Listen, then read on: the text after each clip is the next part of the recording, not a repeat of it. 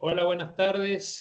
Bienvenidos a este spot laboral de ADRA, que como lo dice su nombre, es una actividad periódica de ADRA para la Comunidad Nacional de Recursos Humanos, auspiciada por Byton y organizada también por la gente de Byton, que nos prepara toda la logística para que ustedes puedan estar ahí escuchándonos cada 15 días.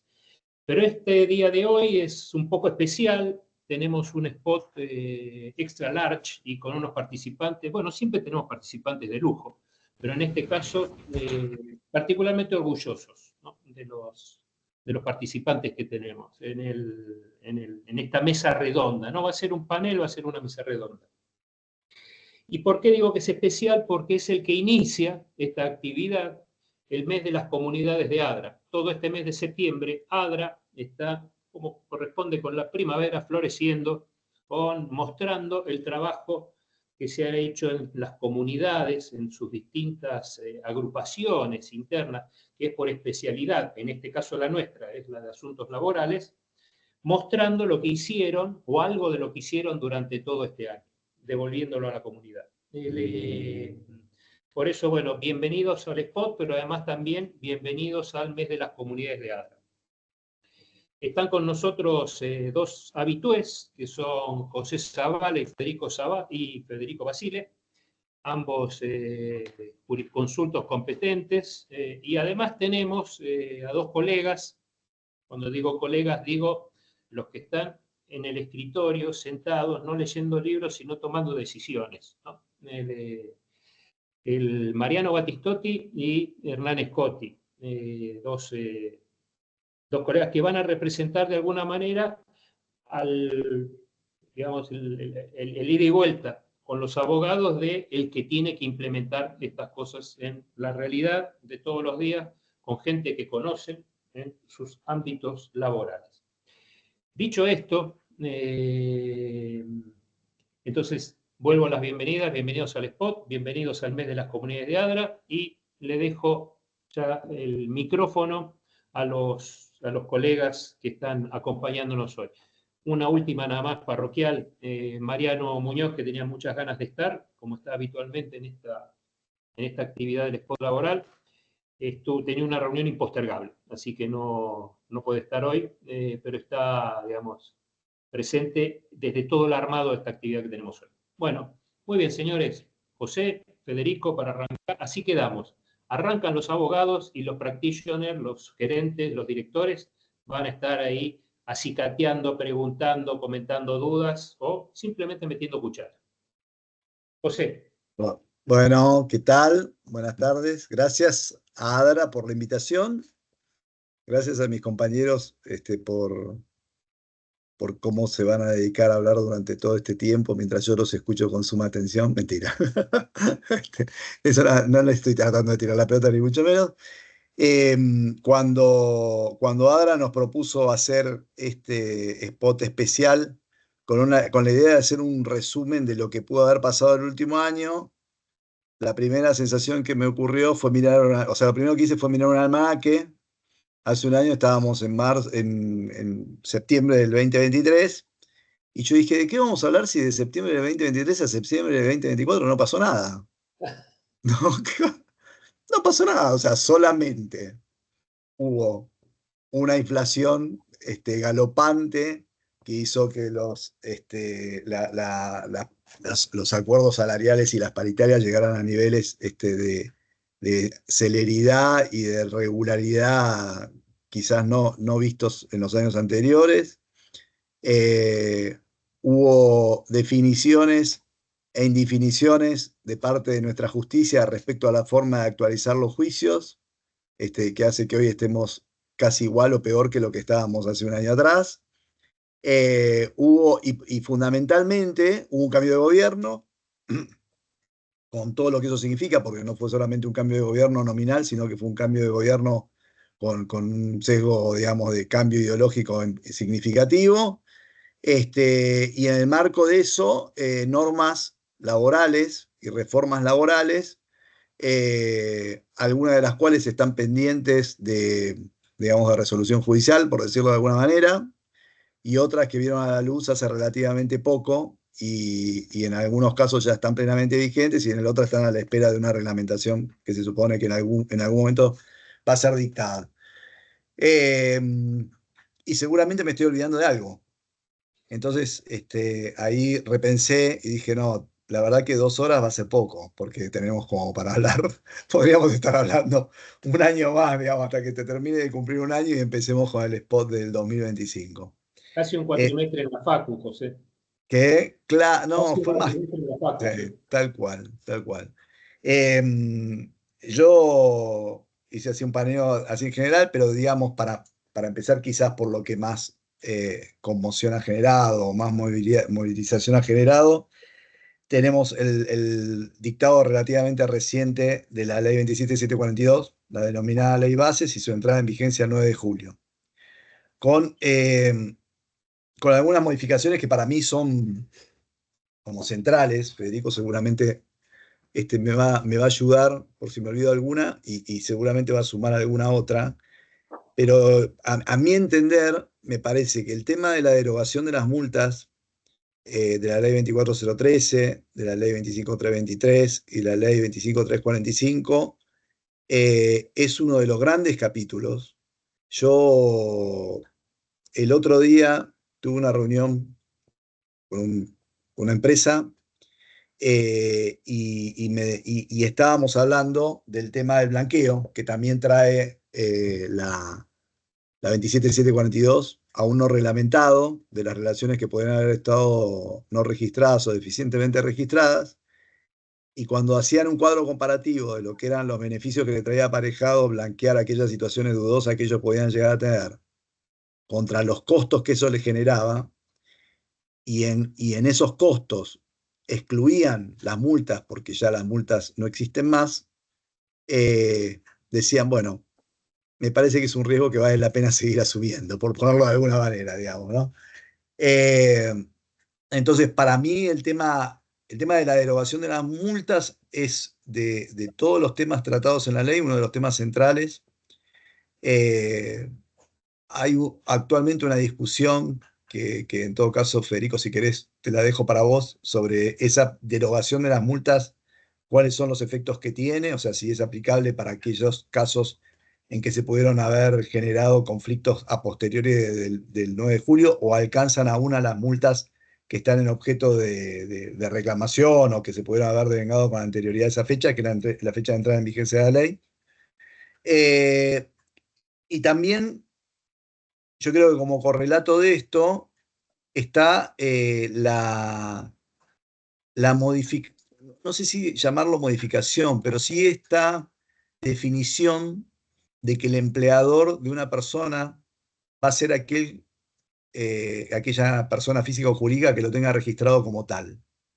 Eso es muy importante porque también tiene que ver, no solamente hay que ver cómo se desarrolla eso o qué impactos tiene esto en la contratación o subcontratación de personas a través de terceros, pero también pasaba que había una discusión que estaba amplificada por el tema de las multas sobre cuándo una persona estaba deficientemente registrada, habiendo muchos antecedentes jurisprudenciales que decían que eso ocurría no solamente cuando no estaba registrada, sino también cuando no estaba registrada por quien realmente era su empleador, que era quien recibía su prestación. Y ahora eso pareciera haber quedado zanjado porque lo que dice la ley con bastante claridad, modificando incluso normas de la ley de contrato de trabajo, que es que quien registra al trabajador es quien es el empleador de esa persona. También esto tiene un montón de efectos, ¿no? Que tienen que ver con temas de encuadramiento convencional, encuadramiento sindical y otras cosas vinculadas con el rol de quien tiene a un empleado como registrado como propio. Eh, Ese es un tema que me parece que es muy importante.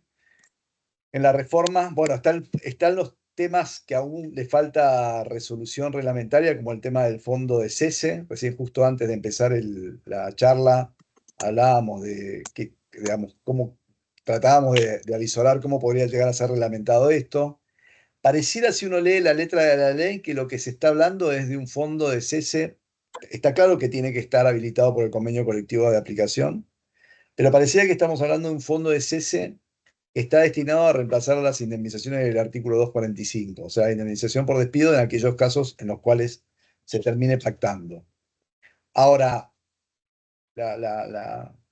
una conclusión es que pareciera que si uno implementa un sistema, digamos, extensivo a otro tipo de indemnizaciones, y lo que la persona termina percibiendo de su empleador es equivalente a lo que hubiera percibido si hubiera cobrado la indemnización de la ley, por ejemplo, en un caso de fallecimiento o en un caso de incapacidad o de inhabilidad, eh, el fondo que se cree sería válido también, ¿no? Aunque no abarque solamente la indemnización por despido. Igual yo creo que con el tema vinculado al fondo, más allá de las cuentas que todos puedan llegar a estar haciendo para ver el impacto que tiene y que en general genera resistencia de parte del sector empleador, ahí depende mucho también del nivel de rotación y de conflictividad que se tenga en cada industria o servicio, pero la reglamentación va a ser muy importante, ¿no? Para definir exactamente qué se paga o cuáles van a ser los alcances de ese fondo, cómo se van a administrar, qué supuestos estarían alcanzados, si es que se llega a aclarar esto. eh, y bueno, y básicamente aspectos que tienen que ver con su implementación. No sé, Federico, si estás Sí, pensando. Sí, mira, sí, son todos los puntos, los puntos que tocas son los más importantes y realmente relevantes de la reforma. Creo que vamos a estar discutiendo cada uno de los puntos durante un largo proceso. Esto recién empieza, pero realmente, a ver, la ley de reforma laboral, la ley bases, realmente impone un cambio de época. Nosotros lo sí, venimos viendo, es un hito histórico absoluto. No hay reforma más importante que esta en los últimos 25 años sí, en materia de derecho laboral. Y no solamente por la cantidad de normas que han sido legisladas, obviamente quedaron muchas en el camino, pero creo que gran parte, o por lo menos lo que se pudo se hizo y lo que se hizo fue mucho. sí. Entonces es absolutamente relevante esta reforma laboral y lo es también tal vez compartan conmigo esto, porque nos impone un cambio cultural. Esto lo hemos venido repitiendo, por lo menos es lo que la primera sensación que yo he tenido a través o a partir de la reforma y empezar a desandar la reforma. La reforma laboral introducida en la ley bases es un cambio cultural, lo impone un cambio cultural y impone también, creo yo, una nueva forma de pensar el derecho laboral. Las estructuras tradicionales del derecho laboral están cambiando radicalmente con la reforma y la reforma pide a gritos ese cambio cultural. El tema es si efectivamente después los actores sociales, básicamente la justicia, va a aceptar que hay un cambio histórico en la forma de pensar las relaciones laborales. Y acá, tanto Hernán como Mariano nos van a ayudar para confirmar o no y corroborar con nosotros si en la práctica de la gestión de las relaciones laborales realmente también ha exigido este cambio cultural. Creo que los jóvenes, y no tanto los jóvenes solamente, o sea, si hablamos de los millennials, o hablamos de los Z, y yo ubicándome en mi X, también pido un cambio cultural. Y creo que los, digamos, conceptos tradicionales de la relación de dependencia están un poco terminados. Creo que hoy, y acá es donde les pido ayuda, las nuevas generaciones no están pidiendo la relación de dependencia.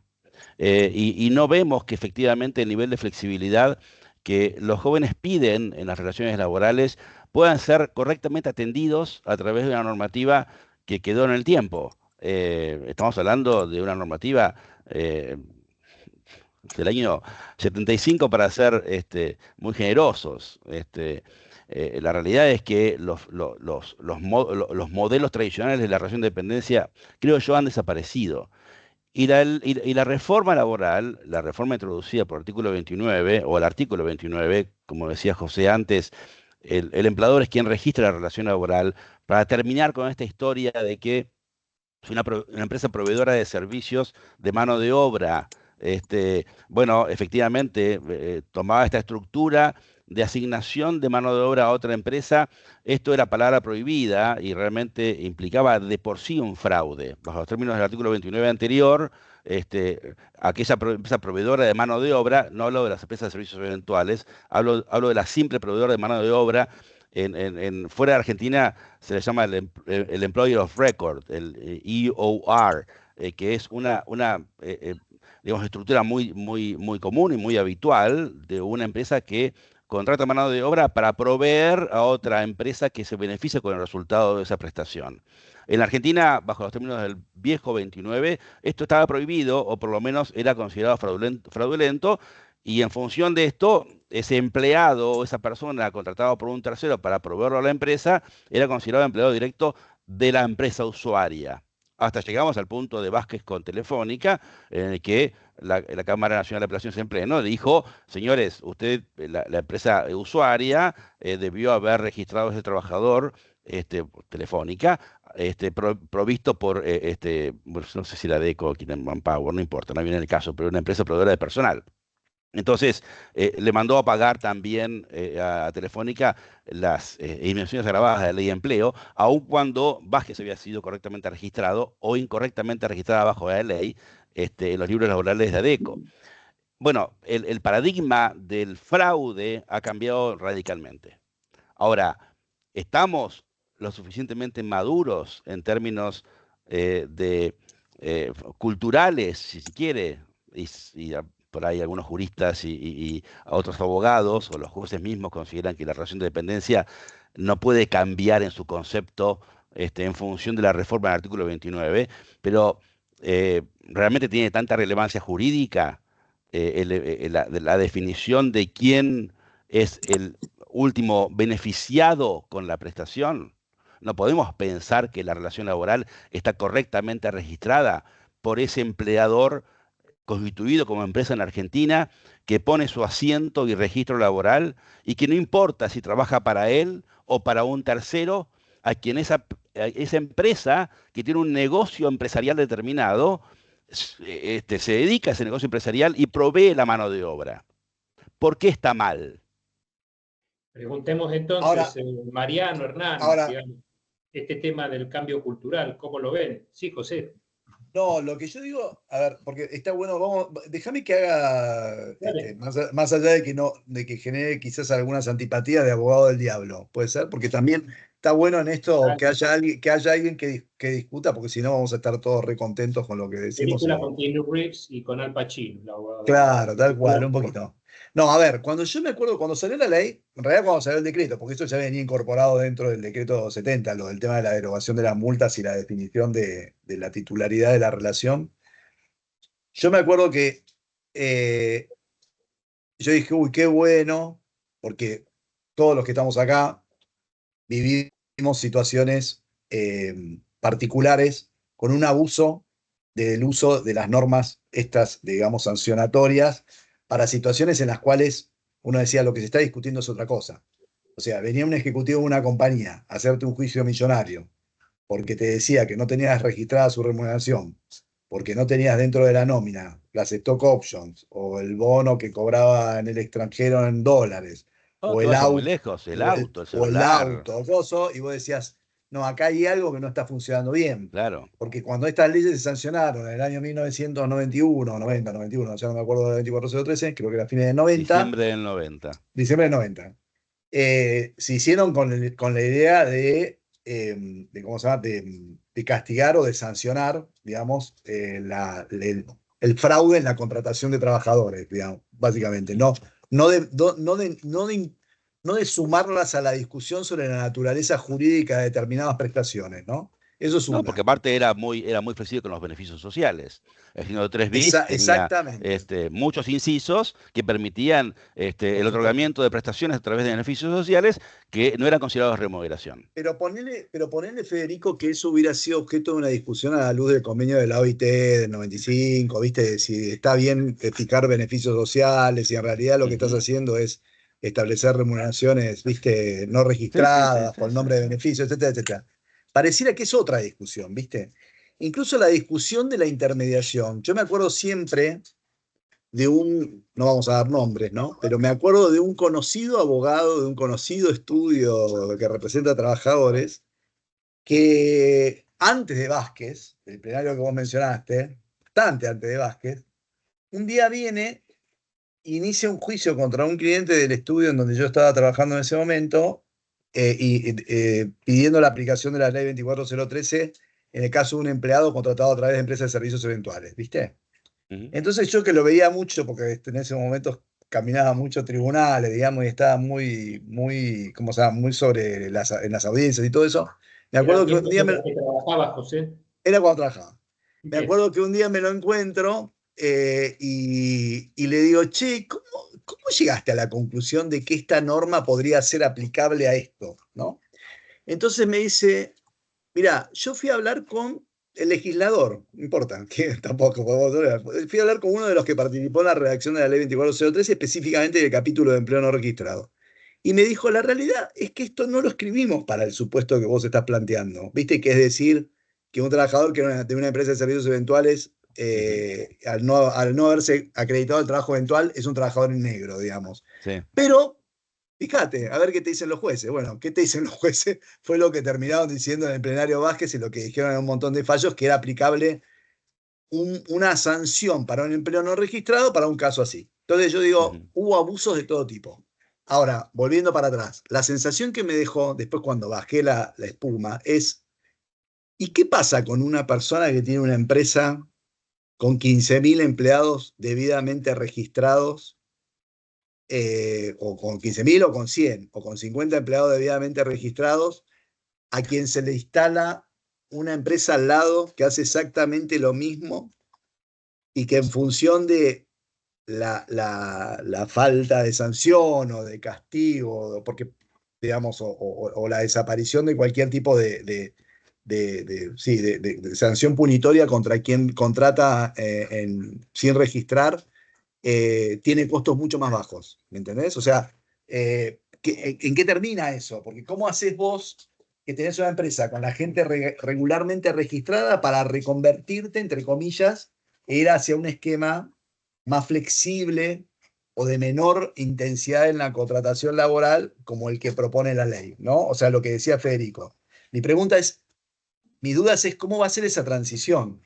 Y si el empleador de 15.000 personas no puede llegar a decir, che, pará, ¿por qué yo pago 15.000 sueldos y pago cargas sociales sobre 15.000 sueldos y el tipo que está acá al lado mío puede hacer lo mismo que yo, sin No, está bien. pagarlo?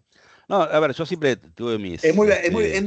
Capaz que es muy dramática la definición, No, pero no, pero está bien, pero es así. A ver, siempre tuve mis reparos a la idea de la completa eliminación de las multas. Me parece que las multas deben sancionar el empleo no registrado cuando el empleo no registrado es un empleo no registrado. Esto implica que no claro, registras el total de la jornada, no registras el total de la remuneración o no registras correctamente la fecha de ingreso. Esto es lo que claro. pasa en el 95% de las pymes. Las pymes no pueden sostener su negocio empresarial si no ingresan a este terreno escenario de registración irregular.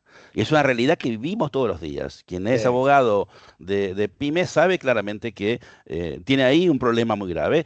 Sí, Y sí. bueno, parecería que económicamente no es factible, por algún término matemático, económico, financiero, reducir las cargas sociales. Evidentemente es muy extraño o es muy raro a esta altura que las cargas sociales sean, con alguna diferencia menor, te diría, es lo mismo para todas las empresas. Estoy de acuerdo, Entonces, totalmente. tal vez más allá de la industria, más allá del sector comercio y servicios, que hay una leve diferencia que se está achicando cada vez más, la realidad es que pagan todo lo mismo.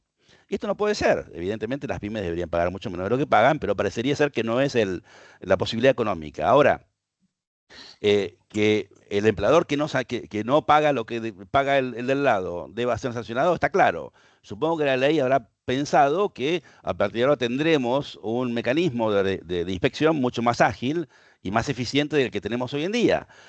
No sé, no creo que de buenas a primeras con la poca estructura que tiene la Secretaría de Trabajo, tengamos inspectores suficientes como para que la inspección sea efectivamente eficaz y Sí. eventualmente los trabajadores o todos nos comportemos como denunciadores seriales de situaciones inescrupulosas de registración irregular. Así que, a ver, la eliminación de las multas, como decías vos en tu experiencia puntual, me parece que no va a dar lugar a que la gente empiece, y el blanqueo, no va a dar lugar a que la gente empiece a registrar correctamente las relaciones laborales, porque va a decir, va a ser esa ecuación que vos decías, "Mire, no me conviene ir a blanquear porque yo no tengo las multas y el costo sigue siendo ínfimo". Es un punto Federico, obviamente a observar, Hernán. si me permiten, a ver, yo Sí, creo sí. que la discusión pasa por acá siempre por la incidencia del costo laboral Claro. dentro de la compañía.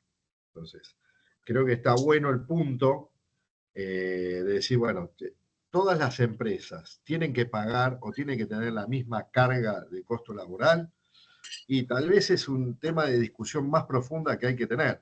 Claro. Digo, cuando salió, yo me acuerdo en la época de los beneficios sociales y demás que no tributaban cargas sociales, o vos fijate también los últimos acuerdos paritarios por dónde pasaban. No, no remunerativo, pongamos todo lo que pueda ser no remunerativo. Digo, vayamos a una discusión mucho más profunda, porque el tema este que de alguna manera fomentó a las empresas que no podían hacer frente a tanta carga impositiva, tanta carga de costo laboral, que decía, bueno, y yo pago la mitad la pago en blanco, la otra mitad la pago en negro, es así.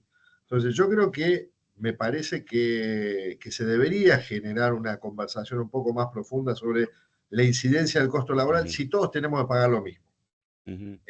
Con relación al tema de las multas, bueno, para mí hay un capítulo que les voy a tirar a ustedes que no sé cuándo se va a aplicar, o sea, cómo se aplica esto. Si ya a partir de todos los juicios que están dando vuelta, los jueces van a fallar, como decir, no, ya se borran las multas, o a partir de que se sancionó la ley, y es más, se sanciona la ley, pero yo quiero hacer un reclamo retroactivo de hace un año. ¿Qué me van a aplicar? Bueno, ahí José estaba dando una introducción al tema. Efectivamente, hay una discusión a nivel jurídico sobre la aplicación retroactiva o no de la ley bases. El principio general denunciado por el Código Civil es la no retroactividad de las leyes, ¿no? A partir del 1 de agosto fueron publicándose o saliendo algunas cuantas sentencias, sobre todo en el interior del país, en algunas provincias, Misiones. El 1 de agosto salió un juzgado de Iguazú, Misiones, con un primer criterio sobre la aplicación inmediata de la ley para situaciones jurídicas o juicios en trámite. Específicamente una sentencia que dijo, considero que la naturaleza jurídica de la sanción establecida en el artículo, en la ley de empleo, es de naturaleza punitiva. Y en función de la naturaleza punitiva que tiene y para beneficiar, digamos, al punible, entonces tengo que aplicar por una situación más ventajosa para este punible, el justiciable, debo aplicar la ley más beneficiosa, más benigna. ¿Sí? La ley más benigna es la que dictó el Congreso Nacional, publicada el 8 de julio, la ley Bases, que establece la derogación de las multas, indemnizaciones o sanciones de la Ley Nacional de Empleo y las que mencionó José, de artículo 80, 25.323. Entonces, en función de ese criterio, la justicia en Misiones, este juzgado de Iguazú, en este precedente, dijo, no se aplica, la ley está, las multas están derogadas, no se aplican en el caso puntual. El 5 de agosto salió otro fallo, esta vez no fue en Misiones, sino fue en Córdoba, estableciendo exactamente el mismo criterio. De ahí en más hubo un fallo en Corrientes que, a diferencia de los fallos anteriores, consideró que se trata de situaciones jurídicas agotadas, aquellas que habían tenido su definición a nivel de intimación antes de la sanción de la ley. Se trataba obviamente de un juicio que se encontraba en trámite. Siguiendo viejo pronunciamiento de la Corte, ese fallo de Córdoba dijo específicamente que ante situaciones jurídicas agotadas corresponde aplicar la ley anterior, porque esa es la ley que estaba vigente al tiempo de practicada la intimación y efectuada el reclamo. Todavía no se ha pronunciado específicamente al respecto de la Cámara Nacional de Apelaciones del Trabajo. Hubieron algunos fallos que es como que han hecho caso omiso al dictado de la ley y han publicado sentencias estableciendo la vigencia la aplicación de la sanción de la Ley Nacional de Empleo, en el caso particular, pero sin hacer ningún análisis relativo a la retroactividad o irretroactividad de la ley bases con respecto a la aplicación de las multas.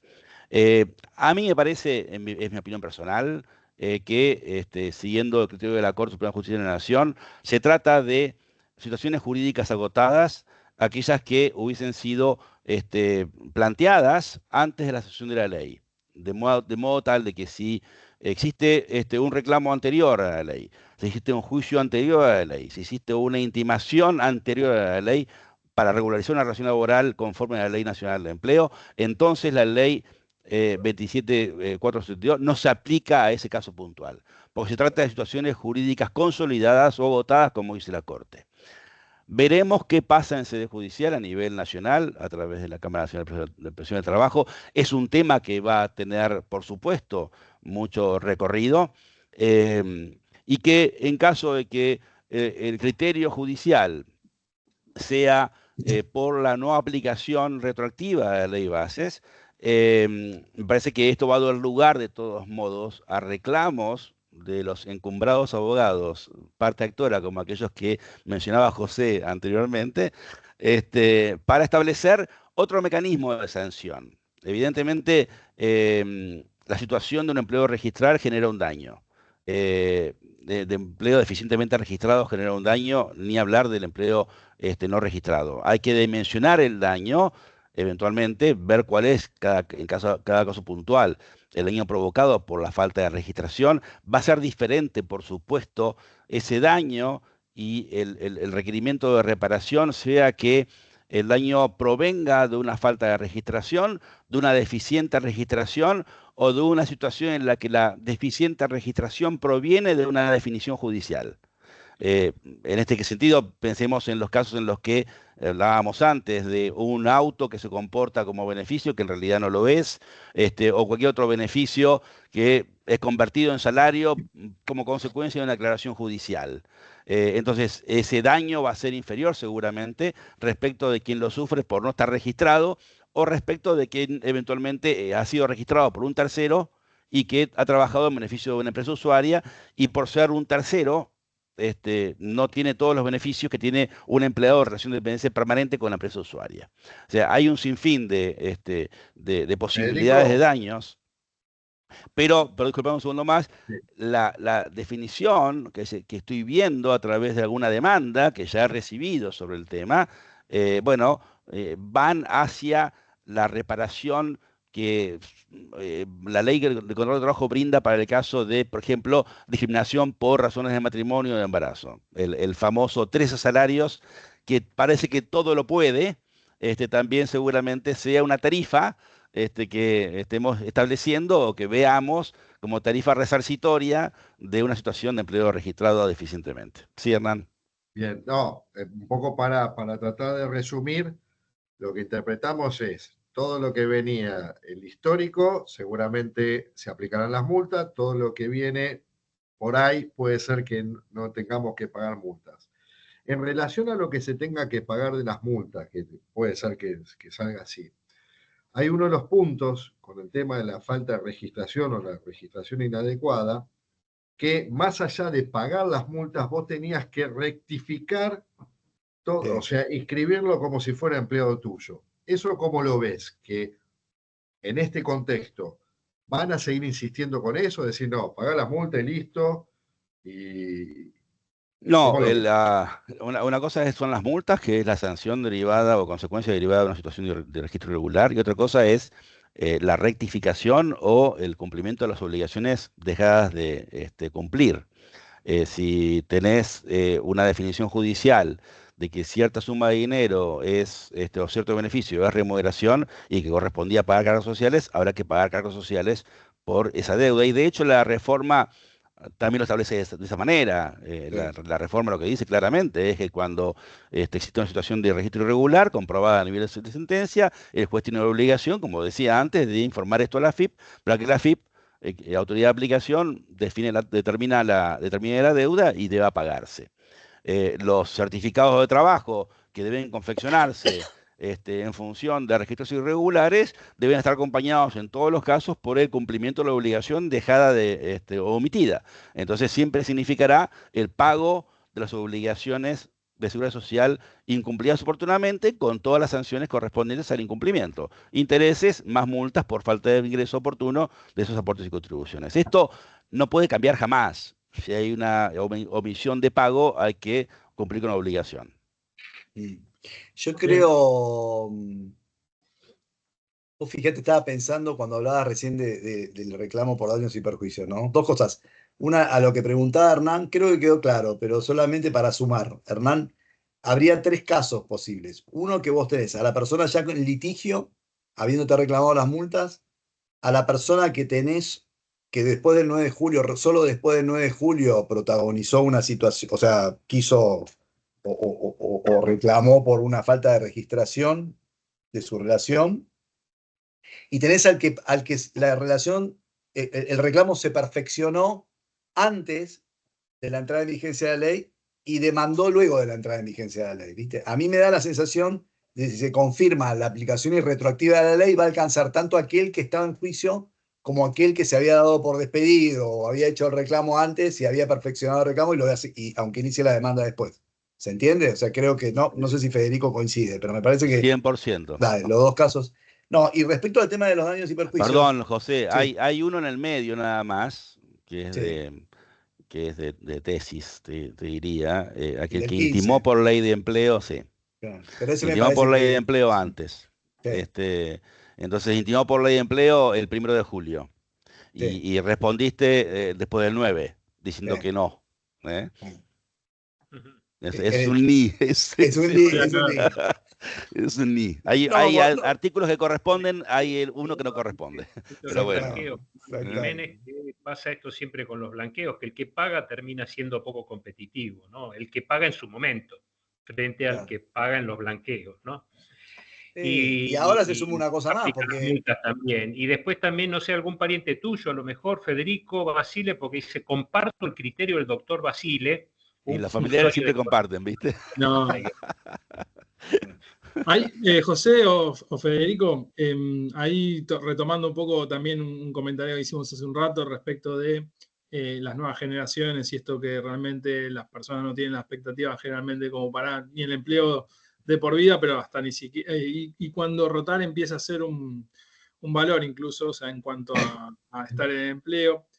Otra de las cosas también es el tema de no a la relación de dependencia. Yo vengo de una industria capaz que está más acostumbrada a estas novedades desde el punto de vista de tecnología y generalmente, históricamente, las personas que se contrataban a través de lo que era el concepto de monotributo, desde las empresas que seguían un formato más tradicional, se los veía como, bueno, un riesgo grande y sobre todo habiendo mucha competencia y empresas que desde el exterior empezaban a contratar bajo esa modalidad.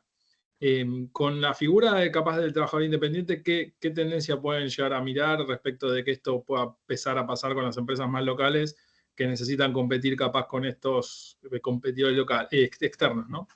Eso es, sí.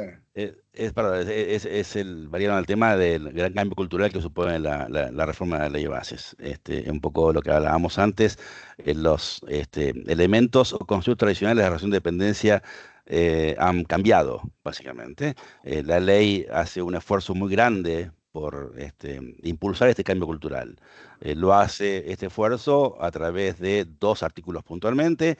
La reforma del artículo 2 de la Ley de Contrato de Trabajo, al excluir de su ámbito de aplicación de la Ley de Contrato de Trabajo a los contratos de locación de servicios, de agencia, aquellos regidos por el Código Civil, que ya no son, digamos, son contratos ajenos al marco de aplicación personal de la Ley de Contrato de Trabajo, y lo hace a través de la reforma del artículo 23 de la Ley de Contrato de Trabajo, cuando establece que la presunción contenida en el primer párrafo del artículo 1 no se aplica a los casos en los que tenemos la relación anudada entre un profesional, en la ocasión de servicios profesionales o un contrato de obra, en la medida en que ese profesional bueno, facture mensualmente a la empresa a través de mecanismos formales de facturación y a través de transferencias a entidades bancarias oficiales en la República Argentina. Entonces, la situación es la ley nos está dando una herramienta. O está diciendo, señores, la situación típica de la persona física prestando servicios en favor de una compañía, aun cuando se inserte en esa compañía de alguna manera, no es una relación de dependencia. Hay que ver, y acá, por supuesto, yo no me pongo de un lado o del otro, la camiseta de nadie, defiendo empresas cuando tengo que defenderlas, pero defiendo también el derecho laboral cuando tengo que defenderlo. No, jamás voy a poner en riesgo mis convicciones a nivel jurídico en función de quién defiendo. La situación puntual es, más allá de lo que dice la ley, están vigentes otros artículos, como el artículo 12 de reconocibilidad de derechos laborales, el artículo 14 de cláusulas nulas. Nadie puede, a través de una figura no laboral, aparentar, a través de figuras no laborales, una relación laboral. La relación laboral existe, seguirá existiendo, y por supuesto que es un valor intrínseco que hay que defender. Y no cualquier situación de un profesional pueda significar en todos los casos efectivamente un contrato de locación de servicios. Un contrato de locación de servicios puede llegar a transformarse por imperio de ley y por definición judicial en un contrato laboral y una situación irregular, de registración laboral irregular. Pero es muy cierto también que la realidad nos impone otro tipo de necesidades, otro tipo de, digamos, de figuras o de estructuras. Hoy lo leía en un, como se dice, en un post que hizo Cristian Bernal. Cristian Bernal es un referente líder de recursos humanos que trabaja en Globan, con motivo de una reunión que tuvieron semanas pasadas en Forum. Globan fue quien hosteó el evento, y Cristian menciona con mucha precisión algunos elementos muy importantes en esta nueva tendencia o en esta, digamos, pretensión o exigencia de los más jóvenes. Y lo marqué para leerlo. Decía algunos insights que me dejó el estudio. Uno, el trabajo en relación de dependencia dejará de ser un aspiracional. Mucho para reflexionar sobre la importancia de la autonomía y la flexibilidad del trabajo. ¿Estamos preparados para adaptarnos a este cambio? Dos, menos interacción estable con organizaciones. ¿Cómo haremos para construir relaciones significativas y duraderas en el trabajo más allá de la estructura organizacional? Tres, gestión del compromiso. Debemos enfocarnos en generar un sentido de pertenencia y compromiso en nuestros equipos más allá de la relación laboral. Diversidad etaria. ¿Cómo podemos aprovechar esta diversidad de edades y experiencias para innovar y crecer? Me encanta lo de la diversidad etaria porque es mi punto más importante, pero a ver, la relación laboral es otra cosa hoy en día y eso tenemos que darnos cuenta. Y la ley se está dando cuenta, no solamente para tratar de evitar la contingencia mayúscula que teníamos frente a un prestador independiente, persona física en la compañía. Siempre que veíamos cualquier persona que prestaba un servicio a favor de una compañía, nos terrábamos todos y que nunca nos haga juicio porque nos va a matar. El mensajero, el motoquero, la gente del software que nos metemos en la compañía, todos esos representaban para la gestión empresarial un sinfín de preocupaciones, porque la contingencia era enorme. Bueno, hoy nos da la ley ciertas herramientas que me parece que más que para responder a esa contingencia y preocupación, debe ser considerada para responder a una necesidad diferente y un cambio cultural. Por lo menos en mi visión idealista, quiero que así sea entendida la ley. Aunque por supuesto también tiene el otro rasgo característico de bueno, dar una respuesta a esa contingencia. Perdón, me excedí muchísimo en la consideración. estaba pensando algo y justo apareció una pregunta de alguien que dice, ¿cómo te cubrís ante futuros reclamos? ¿Viste? Que es muy, muy interesante, porque como alguna vez escuché, está todo muy bonito, pero después la ley es lo que los jueces consideran que es, digamos, ¿no? O sea, con lo cual tenés, saliendo de lo macro, que es lo más importante, después tenés el tema de la conflictividad. Yo lo que creo es que como dijo Federico, creo al comienzo de la charla, es el puntapié inicial Mm. y hay que trabajar desde la legislación, desde la jurisprudencia, si se puede, en crear, en revisar, por ejemplo, el concepto de dependencia técnica, económica y jurídica, ¿viste?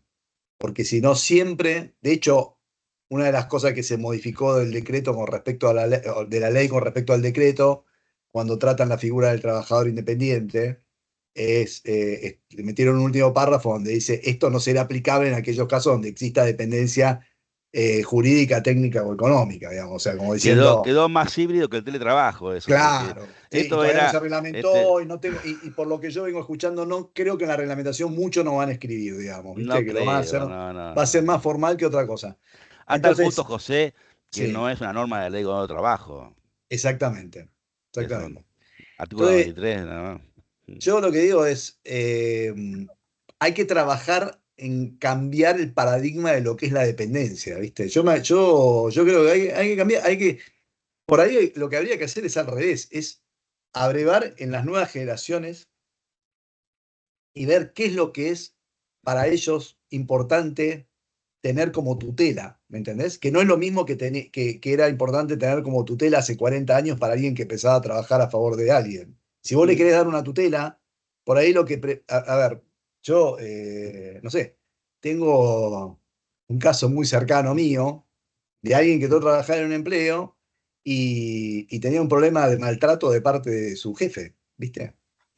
¿Cómo se llama? Y yo le decía, bueno, pero finalmente fíjate que estás en relación de dependencia, ¿viste? Que bien taylorista, lo mío, aparte de él. Y me dice, pero papá, es mi hija más chica, pero papá, ¿de qué me importa estar en relación de dependencia si no me llevo bien con mi jefa y tengo, ¿viste? Y el ambiente de trabajo no es el que a mí me gustaría tener, digamos. Eh, Es así, ¿no, entonces, Mariano? sí, ¿eh? Mariano, es así, ¿no? Lo que pasa. ¿Apareció Mariano? Ah, bueno, Mariano Aristóteles. Pero lo que digo es, por ahí lo que hay que ver es eso, ¿viste? ¿Cuál es el interés que hoy el empleado persigue que le sea tutelado, que quizás no es el mismo que antes, ¿viste? Es que la Porque, tutela es esa, la tutela es, no me hinches, la tutela es claro, déjame en casa, déjame trabajar donde quiera, sí, déjame participar de lindos proyectos, sí, de buenos asuntos. Sí, hay una sí, cuestión generacional que por supuesto está reflejada. En un momento esto se vio como hasta una tendencia de la gran renuncia, se habrán acordar de que sí, apenas terminó la pandemia. Después esa tendencia parece que se frenó, la gente empezó a valorar por supuesto sus trabajos, pero hay una cuestión respecto de no dar por sentado estas cuestiones de maltrato sobre todo las generaciones claro, más nuevas nos enseñan, ¿no? A sí, cosas que eventualmente en algún pasado se aceptaban, hoy en día realmente no aceptarlo más, ¿no? Y poder sí, realmente cambiar las organizaciones como corresponde. Quizás no de lo legal, pero hoy como organización, por ejemplo, una situación de maltrato puede ser sancionada no solamente de la potencial reclamo que podés tener en un juicio, sino también en redes. En 2 minutos tal te cual. hacen saber, o sea, lo que estás haciendo mal. Sí. Entonces yo creo que hay un aprendizaje que generacionalmente nos va a dejar, por supuesto.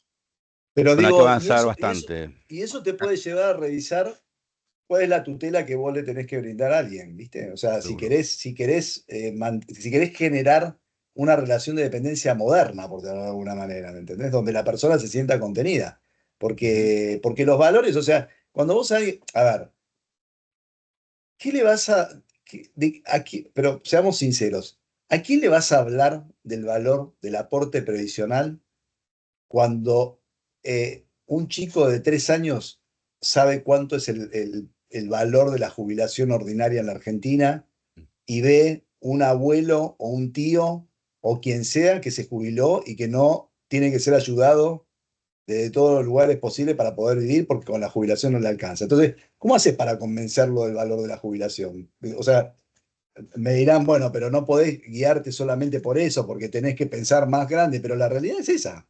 Entonces, Sí, no sé si aparte es los un... jóvenes no están mirando a muchos años, Pero miran. ponele, pero no, pero ponele, Federico, que lo vean. Lo que ven Sí, es horrible, lo que sí, ven lo es que no malo, lo- ¿viste? O sí, sea, seguro. con lo cual no lo vas a poder convencer que eso es un valor, ¿viste? Sí, por Mm, ejemplo, la salud. Por ejemplo, la mm. salud es un Sí, valor. sí, Se sabe, claramente. porque, ¿viste? La cobertura de la salud puede ser un Sí. valor. Bueno, a ver, Este, la realidad es, esto también se ve mucho en este libre pensamiento en la gente del software, por ejemplo, las claro, fintech, las tecnológicas, quieren hoy una relación que no se rija bajo estructuras muy rígidas como la relación de dependencia. Si les gusta prestar o prestan servicios de cualquier lugar del mundo. claro. Este, ayudado un poco por la ley, yo estoy ingresando a una nueva experiencia, a una experiencia importante a nivel de transformación absoluta de una nómina de personal. La nómina de personal pasa de ser empleado de relación de dependencia a contratos autónomos. Mm, ¿Por qué? Porque la ley me deja hacerlo o porque la ley me dice que ya no es una situación de irregularidad registral. No, básicamente porque la gente lo pide, claro. básicamente porque el negocio lo pide y básicamente porque la realidad lo está mostrando. O sea, yo no puedo sostener fácilmente una relación de dependencia donde le exige a un empleado venir a trabajar a la oficina 2 o 3 veces por semana, porque están en otro lugar del mundo. Sí, igual, Y están Federico, ojo, trabajando para otros prestadores, para otras empresas sí. también. Sí, y y ahí es Ahora, una pregunta para Hernán y para Mariano. Digo, eh, ahí también tiene que cambiar el paradigma de quien es empleador, digamos, ¿no? bueno, Mm, Porque, ese, porque el punto es, o sea, está muy bonito, pero como me decían alguna vez, no, yo no quiero que sea empleado mío, pero quiero que todos los días esté en la oficina desde claro. las 8 de la mañana hasta las 7 de la tarde. Yo quiero llamarlo por teléfono y que tenga la obligación de atenderme. Quiero, viste, como se llama, no sé. Entonces, pues decir, bueno, en realidad, para lo que está hoy en día, vos lo que querés es un empleado, digamos. Viste, quiero, Mm, quiero que si no hace lo que tiene que hacer, lo pueda sancionar. mm, bueno, eso es parte de una evolución. No obstante, desde el punto de vista del empleo, sobre todo tecnológico, hay muchos jóvenes que hacen un pluriempleo, claro, Claro, prestan servicios a diferentes empresas. totalmente. Entonces, yo creo que un poco la tendencia también, después habrá que replantearse un poco las estructuras internas de cada una de las empresas, donde determinadas funciones vos podés contratar, no sé, 2 días te atienden a vos, otros días atienden a otro y así sucesivamente. Creo que la legislación también en ese sentido va a permitir acompañar ese proceso que hoy por ahí era medio tabú entrarle a decir, bueno, comparto mi colaborador con otra empresa, sí. Mm, pero por ahí va el camino. mm. Y este tema sobre todo el foco de la flexibilidad, esto de ya el tema de la presencial o el 100% virtual, digamos, estamos en un mundo que va a ser híbrido, se va a mantener híbrido, más allá de que Sí. algunas empresas están haciendo volver, pero creo que, digamos, todo este tiempo que estuvimos recorriendo nos dio un aprendizaje que el mundo híbrido es posible y que uno Claro, puede hoy trabajar de forma presencial, de forma remota, obviamente, dependiendo cada una de las actividades, cuál es tu actividad principal, pero tenés una gran porción de equipos que vos podés jugar con esa flexibilidad. En el lugar del mundo donde la persona se quiere instalar, digamos, ¿viste? mm, Totalmente, pero también lo que implica es replantear las posiciones y las tareas. Por supuesto. Uno de los puntos que también crujió mucho en todo este tiempo es que por ahí no se entendió que la hibridez es un cambio cultural y que es un cambio en la forma de trabajar. ¿Qué pasaba habitualmente o al principio? Vos querías trabajar de una forma virtual pero con comportamientos Procura- presenciales. Es decir, todo el tiempo querías estar pendiente a ver qué estabas haciendo, dónde estás, la información, o sea, y cambiar el esquema de trabajo. Decir, bueno, mirá, planteemos un proyecto, decir, bueno, de acá a una semana nos volvemos a ver. Y mientras tanto, si tenés alguna duda, me contactás, pero es otro abordaje. Y bueno, Yo creo que es parte de una evolución que todavía tenemos que seguir transitando. Sí, además yo digo, pensaron esto, déjenme jugar un poquitito como si fuera, soy sociólogo, ¿no? Soy mayorista, no minorista, pero los minoristas, mis colegas minoristas, sobre todo los psicoanalistas y sobre todo los lacanianos, le dan mucha importancia a las palabras, ¿no? Lo que dicen las palabras estar en relación de dependencia, ¿pensaron lo que quieren decir? ¿No? Y piensen, ¿les gusta a ustedes eso, estar en relación de dependencia? Claro. ¿Es una A mis hijos no atadura les o gusta. es qué es? Mis hijos no quieren eso. Ya les joden las palabras. ¿Sí? Claro. Por eso es que el cambio de la forma de trabajar, hay que mirar mucho más al producto, al producto terminado, a la entrega del producto terminado y no al medio que utilizó cada uno para llegar al resultado final. Y bueno, un poco como decía José antes, también es una labor muy importante de los líderes. Los líderes no deben comportarse como empleadores, sino como facilitadores de un resultado óptimo, que es muy distinto, ¿no? La realidad es que vamos hacia ese estadio tan distinto, que teníamos hasta ahora. Y eso es parte del cambio cultural, que debemos absorber. O sea, los jóvenes nos están diciendo que quieren algo diferente. Bueno, lamentablemente siempre nosotros los más grandes nos adaptamos a todos a los vaivenes, ¿no? De las relaciones laborales. Cuando era chico y estaba en mis 20 y pico, me tuve que adaptar a los designios de mi jefe, y no me iba jamás si mi jefe todavía estaba trabajando. Hoy yo, como líder, me tengo que adaptar a lo que me exigen los demás.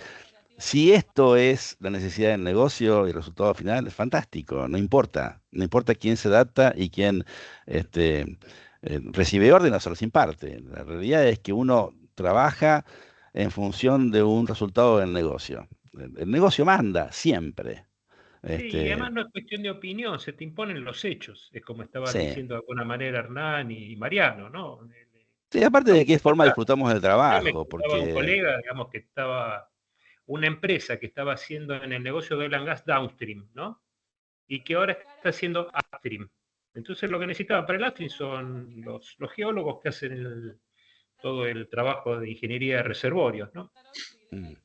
Y que son pocos, por lo general salen por ahí menos de los que necesita la industria, ¿no? Dice, pero tuve suerte, pude conseguir, digo, les habrás tenido que pagar una fortunita. Me dijo, no, simplemente con el tema de que tengan trabajo híbrido, porque lo que tenían era 4x1 y yo le doy 2x3. ¿Sí? claro, Y por esa eso se puede ser la viene tendencia. Uno busca el bienestar, y el bienestar también es generado a través del trabajo híbrido.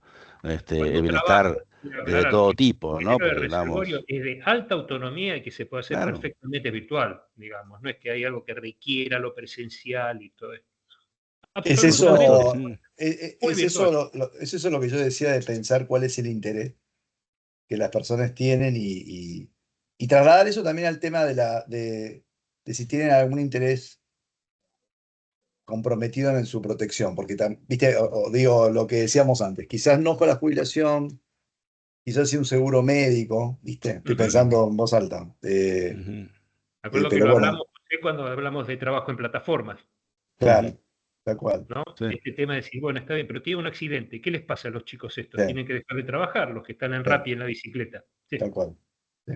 ¿Y qué pasa con esos días?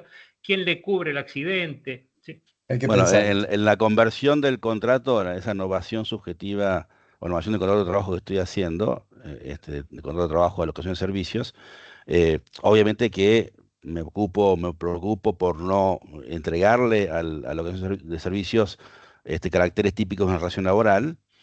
Cuanto mayor flexibilidad existe, mejor. Cuanto más riesgo del negocio por parte de quien presta servicio, mejor, por supuesto. El riesgo económico de cada actividad define la independencia, entonces hay que ocuparse de que efectivamente el contrato tenga esa característica, pero hay cuestiones que deben seguir existiendo aún en una locación de servicios, y entre otras cosas, por ejemplo, es la cobertura de salud. Em, Al contrato de servicios igual le damos una cobertura de salud gestionada por la compañía en función de un plan corporativo. Obviamente bajo el riesgo de que eso sea estructura empresarial y sea definición de una relación de dependencia, pero estos son cuestiones que no son negociables. La gente necesita una cobertura de salud y está muy bien que la administre la compañía para ingresar a paquetes de salud mucho más beneficiosos. Pero bueno, es un concepto distinto, muy diferente. ¿Vieron las A ver, ¿qué les preguntas? parece si Federico, imponíamos... ¿Cómo? no sé si vieron las preguntas, ¿no? Martín dice, les consulto si este tipo de contratos excluidos por el artículo 2 no podrían volver a ser incluidos como relaciones laborales por el artículo 14 en caso de fraude. Dejo el Sí, primero. Claro. Segundo, pero ¿cómo te cubrís? Definitivamente sí, definitivamente Fernando, sí. espera. Lo que Pero pasa, ¿cómo te cubrís ante futuros reclamos? ¿Acuerdo de prestación de servicios sería suficiente? Tomen nota, esperen. Después dice, considerando, otro Alejandro dice, considerando que la Corte Suprema de Justicia de la Nación rechazó 2 veces el índice de actualización establecido por la Cámara, ¿ustedes saben si pueden llegar a incluir una reforma laboral? Y por último, no, tenemos otros 2. Pero para Dice, que fuiste a 2 temas muy distintos, ¿no? claro, El primer tema es el tema de los riesgos contingentes frente a situaciones de contratos de servicios profesionales. Arranca José y yo te sigo después. sí, o sea, un poco lo que decía Federico recién, macheó lo que es el artículo 2 y la exclusión de los contratos de obra o de servicios de la Ley de Contrato de Trabajo con el artículo 23 y la ausencia de presunción, digamos, en aquellos casos de contratos de profesionales que facturan debidamente sus servicios de la existencia de una relación laboral. Ahora, la circunstancia de que una norma los excluya y la otra norma diga que no existe la presunción del artículo 23 para esos contratos no significa que si finalmente, a través de la prueba que una persona puede aportar, acredita que trabajó bajo la relación de dependencia jurídica, económica y técnica de un tercero, no se considere que ahí había un contrato de trabajo. ¿Está bien? O sea, básicamente es eso. De hecho, está bueno la definición, algo que dijo Federico en algún momento, que es esto. Sigue existiendo el empleo no registrado. El empleo no registrado sigue teniendo una sanción, que es, vos deberías sobre ese empleo, o sea, lo deberías haber tenido registrado y haberle dado a la persona los derechos laborales que hubiera tenido derecho a gozar como consecuencia de ese contrato. Esto significa que esa persona tendría que haber cobrado, digo, para hacer una cosa ejemplificativa, tendría que haber cobrado sueldo anual complementario, tendría que haber gozado de vacaciones. Si hubiera estado incluido en convenio, tendría que haber tenido los derechos propios de quien está en convenio colectivo de trabajo. Y todo eso te genera un crédito o una deuda a favor del trabajador. Y finalmente, si vos pones fin al contrato sin causa o la persona te intima a registrarlo como tal y vos le negás esa posibilidad y la persona se termina dando por despedido y después considera que hubo una relación de dependencia, vos las indemnizaciones las vas a deber. Y vas a tener una contingencia ante la AFIP por los aportes y contribuciones que no hayas ingresado respecto a esa persona. O sea, esa situación se puede seguir dando. Lo que hay hoy es un marco jurídico que impide que eso sea considerado per se sin una prueba clara de que existió esa situación y plantea que si hay una relación formalmente constituida con un prestador de servicios, se va a entender en primera instancia que hay una prestación de servicios, no un contrato de trabajo. Y solamente si esa persona prueba debidamente que era un contrato de trabajo, se va a considerar como tal. ¿Se entiende? Pero no quiere decir que desaparece el contrato, que desaparece la figura del fraude, digamos. O sea, no es el caso. Va a ser sancionado de otra manera o no va a tener la intensidad de la sanción que tenía antes de la ley por efecto de las multas, pero va a seguir siendo objeto de algún tipo de sanción, por llamarlo de alguna manera. ¿No? ¿Está bien, Federico? Me Claro, parece que la ley nos da una nueva situación, un nuevo escenario de defensa y nos da nuevas herramientas para sostener que esa locación de servicios profesionales no es una relación de dependencia. Antes era muy directo, prestación de una persona física en favor de otra que la dirige, es una relación de dependencia o se presume la relación de dependencia. Para desvirtuar la relación de dependencia era realmente muy difícil, tenés que mostrar que claramente que este era un empresario y por lo tanto tenía otros clientes y tenía hasta personal, esos llamados medios materiales e inmateriales dirigidos bajo una conducción para el logro de fines empresariales, establecimiento, empresario, perdón. Cuando era un empresario, obviamente se podía llegar a destruir la presunción. Hoy la ley lo que nos da es nuevas herramientas para defender esa situación, en teoría contingente, de una persona que presta un servicio de manera más o menos permanente. La cuestión es analizar en cada caso puntual qué nivel de inserción tendrá esa persona física en la estructura empresarial. Cuando hablo de inserción en la estructura empresarial, me refiero a tiene una oficina dentro de la compañía, tiene un definido líder o un definido supervisor o superior a quien, de quien recibe órdenes para indicar la mecánica del trabajo diario, o no la tiene. Entonces, como decíamos antes, el artículo 14 sigue vigente. El artículo 14 es aquel que dice que la parte no podrán, en el término de un contrato, desconocer la normativa laboral. Básicamente es eso. No pueden aparentar figuras no laborales a través de un contrato de servicios, si la realidad es que es una relación laboral.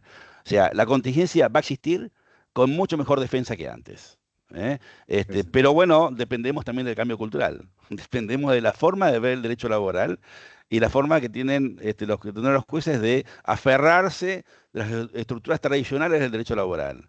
Si se aferran y no quieren dejar de lado su pensamiento histórico tradicional y hasta romántico del derecho laboral, evidentemente vamos a estar discutiendo la situación durante mucho tiempo. Si cambiamos esta óptica, perspectiva, y nos acomodamos a la realidad, evidentemente vamos a tener un nuevo escenario jurídico. Claramente vamos a tener un nuevo escenario jurídico. Entonces, la contingencia va a existir. Las consecuencias del riesgo proclamado en sede judicial van a ser menos gravosas que antes, seguramente, más allá de que la reparación por daños y perjuicios pueda tener 13 salarios de multa, pero bueno, la ley de empleo deja de existir y las otras leyes también, con lo que la contingencia va a ser mucho menor. Sí. Así que vamos a hablar en otro idioma seguramente. Perdón, ¿podemos seguir tocando algunos puntos de la reforma? Hay dos aspectos que me interesan Dele, Scotty. entender sobre el tema del el despido con causa. Se abrieron algunos puntos que el tema de definición de causales de despido, que me interesaría ver la opinión de ustedes, y el otro punto es el despido discriminatorio. Realmente, ¿cómo se va a ver materializado todo esto? Si es posible o no, ¿cuál es la visión que tienen ustedes? ¿De cuál quieres hablar, Federico? ¿Del discriminatorio? Arrancamos por el que quieras. Bueno, arranco yo con bloqueos y bloqueos de planta. Tal como decíamos antes respecto de las figuras del autónomo o independiente, también la reforma laboral que introduce la ley de bases nos brinda un escenario diferente de mejores herramientas y mejor defensa frente a una situación tan dramática como es la de un bloqueo de planta. La cuestión central es que la ley lo que establece es que será considerado injuria el escenario de bloqueo de planta, que impida o restrinja la libertad de aquellos que quieren ingresar a la planta para hacerlo en el marco de una huelga. Entonces, si nosotros tenemos un escenario de impedimento de parte de ciertos activistas, delegados o sindicalistas o quienes sean empleados en relación de dependencia de la compañía que de un modo u otro le impiden o obstruyen el ingreso normal al establecimiento de parte de quienes quieren trabajar, eso objetivamente configura una causa de despido, una injuria que define o fundamenta el despido con causa. Ahora, tenemos que separar dos situaciones puntuales. Si ese bloqueo de planta es solamente un impedimento para ingresar, o ese bloqueo de planta y la medida de fuerza genera o ocasiona daños a la propiedad o a los bienes o a las personas. En el caso de que simplemente exista un paro o una huelga que defina una obstrucción de ingreso, entonces yo debo intimar a quien está obstruyendo el ingreso para que deje de hacerlo. Y una vez que incumple la intimación formal, puedo despedirlo con causa y seguramente frente a la prueba que uno pueda producir y que esté bien sostenida esa prueba, ese empleado estará correctamente despedido con causa y la justicia debería convalidar la causa del despido. La cuestión central es cómo pruebo yo esta situación de manera contemporánea o inmediata, porque tengo que intimarlo para que deje de hacerlo. Entonces tengo que tener seguramente un escribano muy valiente, que le notifique en el momento al empleado que está obstruyendo que no puede hacer eso, que debe cesar en la obstrucción, y a los 15 minutos restantes, si ese empleado sigue obstruyendo, después de haber sido notificado por el escribano y firmado un acta, o por lo menos hay que filmar la situación seguramente, y el escribano hará constatación notarial. En el momento que tenga constatado que hay un bloqueo específico, tendrá que tomar declaración a la gente que no puede ingresar a la planta por la obstrucción, tendrá que decirle a través del empleador, digamos, impuesto por el empleador a ese delegado o empleado que obstruye que debe dejar de hacerlo, y notificarlo después del despido con causa, una vez que pasado cierto tiempo razonable, el empleado sigue obstruyendo. De esa forma compleja, pero única posible, bueno, tendré por correctamente planteado y fundamentado el despido con causa. Sí, yo soy un poco escéptico, me parece bárbaro y ojalá podamos explorar, digamos, si nos toca vivir alguna situación de esa característica, llevar adelante ese proceso, porque me considero un poco escéptico. Primero, cuando varias veces tenemos un despido con causa, donde tenemos todas las evidencias, pruebas y demás, muchas veces en la justicia laboral terminan fallando en favor del colaborador. Entonces, desde ese punto de vista, veremos, más allá de conseguir el escribano y todo, si realmente va a haber un cambio de tendencia o no, y cuando tengamos todas las evidencias, avancemos en ese sentido. Y el segundo punto, más allá de que esté instrumentado y demás, acá se abren negociaciones con el sindicato, porque por más que me pueda proteger, digamos, con esta nueva herramienta o bien claro, digamos, este proceso, este procedimiento, eso va a implicar también tener conversaciones con... No vamos a poder implementarlo así sin algunas conversaciones en el medio, seguramente. Totalmente, siempre seguimos en el juego de la guerra. Acá obviamente es una batalla, gana el más fuerte, y uno en el medio de una negociación entrega, cede y recibe. O sea, es un cambio de figuritas siempre.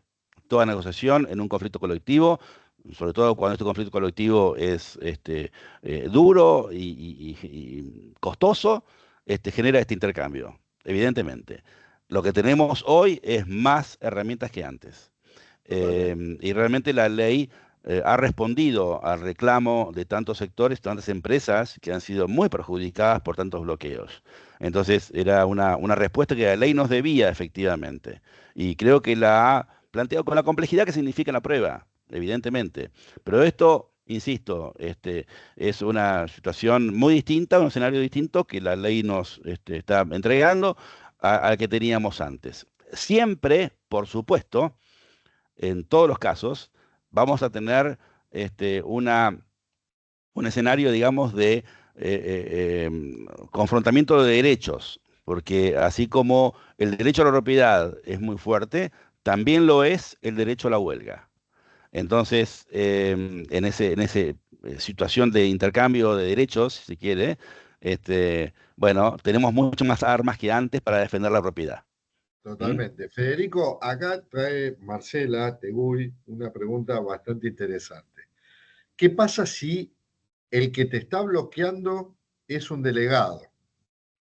¿Cómo juega el tema de tengo que pedir el desafuero? ¿Cómo viene toda esa parte? Si es un delegado que está bloqueando, le pido inmediatamente al Ministerio de Trabajo que me deje liberarlo de tareas, liberarlo del contrato de trabajo, lo separo de las funciones específicas y avanzo en sede judicial pidiendo la cautelar y avanzo con el juicio. Anuncio en la demanda judicial después de haberle dicho al Ministerio de Trabajo que queda liberado, anuncio el despido con causa e inicio el desafuero gremial. Siempre hay que iniciar el desafuero gremial tratándose de un delegado o tratándose de alguien que tiene protección o tutela sindical. Pero lo saco del medio a través de la denuncia del Ministerio de Trabajo y a través de la acción judicial. Perfecto.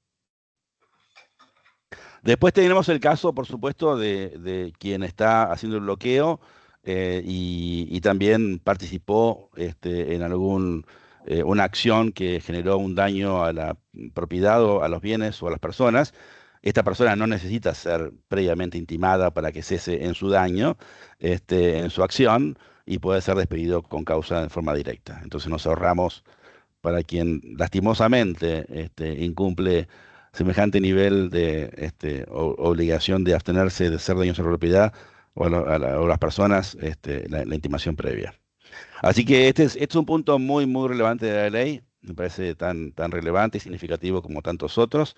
Y después, el punto que nos referías antes de la discriminación, que también trae un escenario diferente. Así que, José, todo tuyo. Vale. No, y aparte, y para completar, yo creo que primero que está claro que lo que está tipificando son conductas que no tienen nada que ver con el ejercicio del derecho de huelga. O sea, ya había un recorrido anterior jurisprudencial y doctrinario respecto a qué es derecho de huelga y qué no. Más allá que en los hechos después todo se mezclara, ¿viste? Claro, Pero ya había claro. habido un análisis de esto. Y el hecho de que lo esté tipificando es un poco lo mismo que hablábamos antes de la presunción del 23. Bueno, lo pone al juez que va a intervenir en el caso en una situación distinta a la que existía hasta ahora, ¿viste? Seguro. Digamos, ¿me entendés? Porque vos tenías una conducta que era una conducta ilícita, por llamarlo de alguna manera, pero que, bueno, no estaba tipificada y que tenía más flexibilidad para encuadrarla dentro de lo que era el ejercicio del derecho de huelga. Ahora te dice, flaco, a ver, siempre se dijo, pero ahora está especificado claramente en la ley, una persona que en función de decir que está ejerciendo la huelga, le prohíbe el ingreso o el egreso a personas que están trabajando en el establecimiento o que necesitan ingresar, o produce un daño, o se da algo, o alguna de las otras situaciones previstas, bueno, es pasible de ser despido con causa. Y tendrá el juez que ver de qué manera digamos, sale de esto, si está bien probado, digamos, si la conducta se dio. Respecto al despido discriminatorio, a ver, desde el punto de vista, digamos, de la gestión diaria y de lo que pueden llegar a ser este tipo de situaciones, la ley es una ley importante porque lo que hace es, primero, sigue tipificando las conductas discriminatorias de la misma manera que lo hacía o que lo hace la ley 23.592, en líneas generales, pero no considera que, digamos, que el despido discriminatorio sea un acto nulo de nulidad absoluta, como lo prevé la ley 23.592.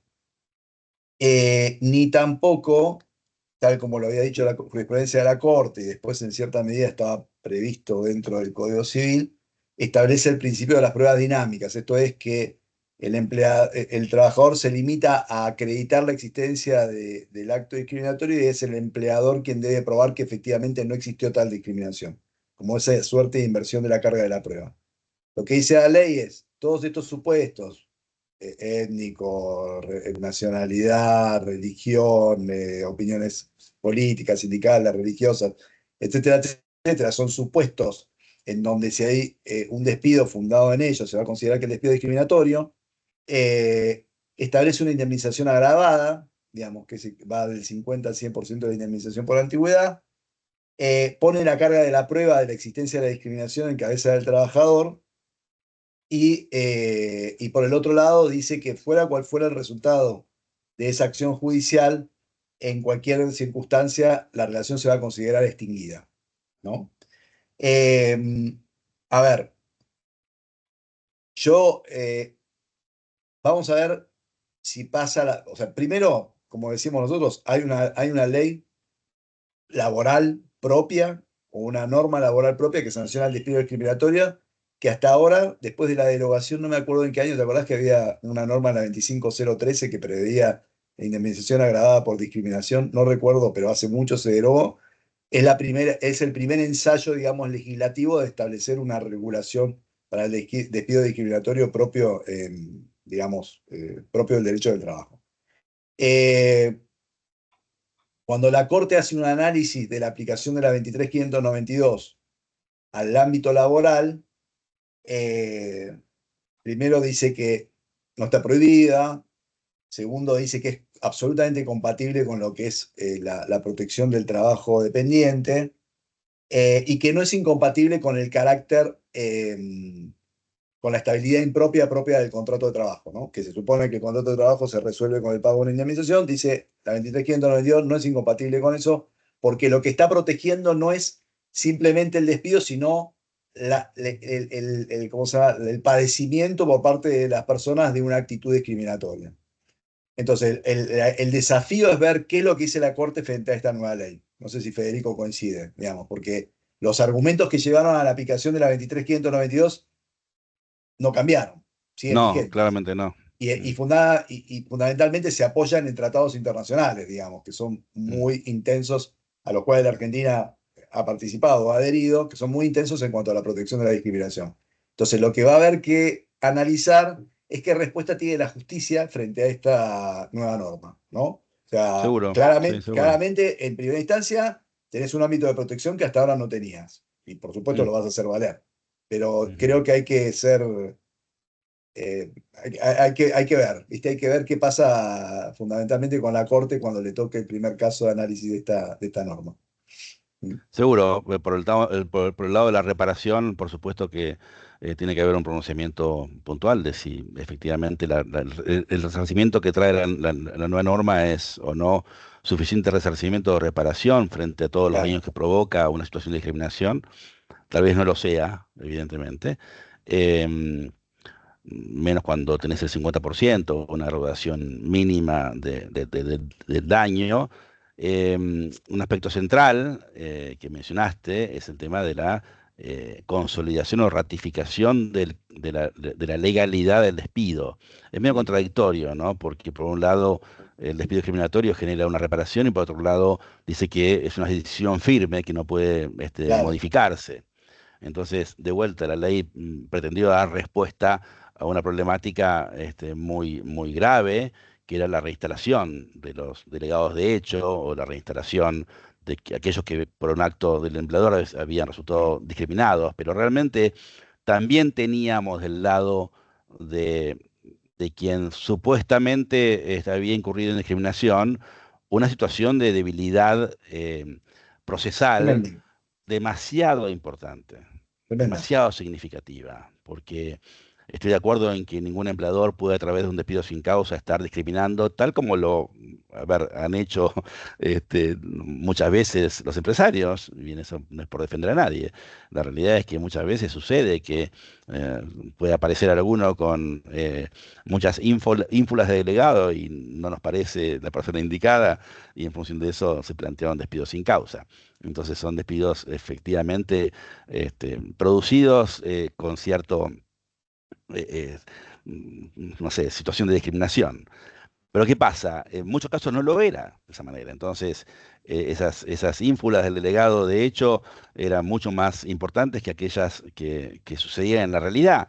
La realidad era que se trataba de una persona que había participado como agitador de una asamblea y pretendía por ese solo hecho sostener que era un delegado de hecho, o sostener que tenía la misma tutela y que debía ser respetado como un agitador y un delegado con la misma casi protección que tiene un delegado formalmente designado, elegido por sus compañeros, y con una protección legal muy definida.